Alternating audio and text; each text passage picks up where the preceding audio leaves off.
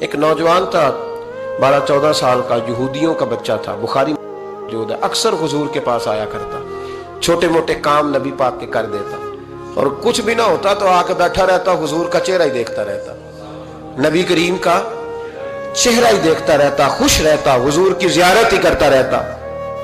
2-3 دن وہ آیا نہیں، بخاری میں موجود ہے۔ حضور نے فرمایا معلومات کرو کیوں نہیں آیا؟ صحابہ نے عرض کی حضور بیمار ہو گیا، بیمار ہو گیا۔ امام زرقانی نے لکھا ہے، فرماتے ہیں وہ بھی اپنے گھر میں نا روز دروازہ دیکھتا رہتا، روز دروازہ دیکھتا رہتا۔ اس کی ماں کہنے لگی بیٹا جن کا تو انتظار کر رہا ہے وہ مشکل سے آئے گا، ہمارا نہ مذہب کا رشتہ ہے نہ کسی اور کا، کیسے آئے؟ لیکن حضور نے فرمایا چلو چلتے ہیں۔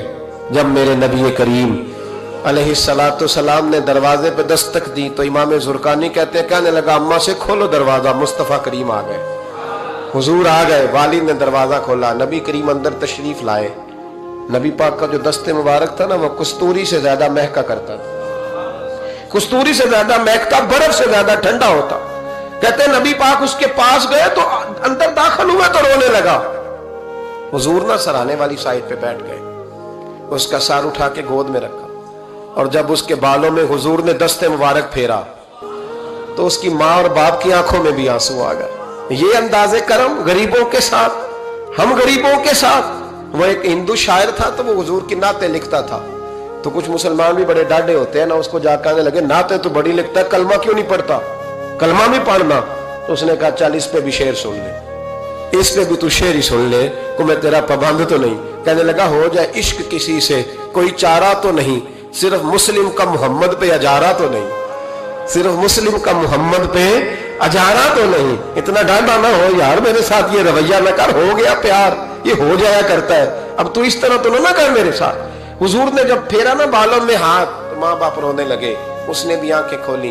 میرے رسول پاک سید عالم صلی اللہ تعالی علیہ وآلہ وسلم نے نا اس بچے کا چہرہ دیکھا، حضور سمجھ گئے وقت تھوڑا رہ گیا، تب حضور نے اس کے ساتھ وہی کیا جس سے اس کی آخرت سنور جائے، وہ کیا جو درد تھا میرے نبی پاک، جو شوق رکھتے تھے حضور سب کے لیے، جو سب کے لیے شوق رکھتے تھے۔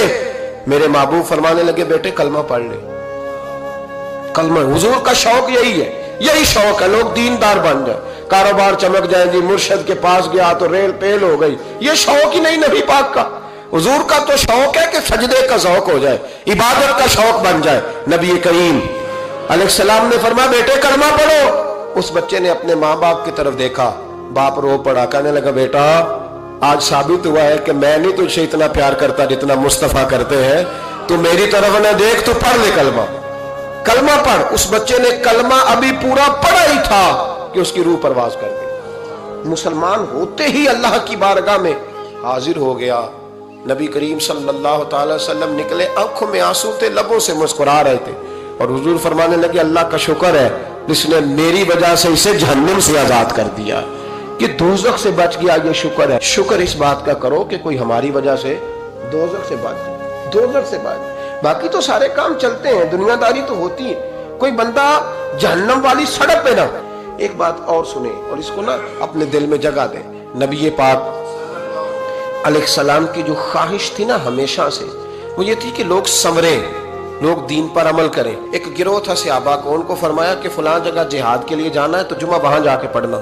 یہ لوگ جو مفت کے لاڈلے نہیں بن جاتے، فری کے، نہیں جی نہیں میرا عشق نہیں اجازت دے رہا۔ بھئی تو تیرا کس طرح کا عشق ہے؟ تو بات مان کہ نہ ماننا عشق ہے جی میں لاڈلا ہوتا ہوں، یہ کس طرح کا لاڈلا؟ لاڈلا تو وہ ہوتا ہے جو تابع دار ہوتا ہے، جو ابرو کا اشارہ سمجھتا ہے۔ نبی کریم نے فرمایا صحابہ سے، فرمایا جمعہ وہاں جا کے پڑھنا۔ بہت سارے لوگ چلے گئے تو چند لوگ رہ گئے۔ جمعے کی نماز کے بعد حضور نے پوچھا گئے نہیں؟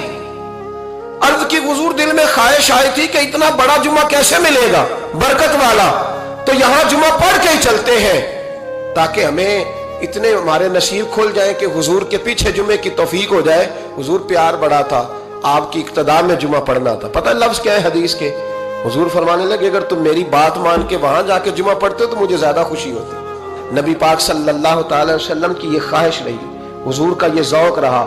اس ذوق کے لیے نبی پاک علیہ السلام عکاظ کی منڈیوں میں بھی گئے، اس ذوق کے لیے نبی پاک علیہ السلام میلوں میں بھی گئے۔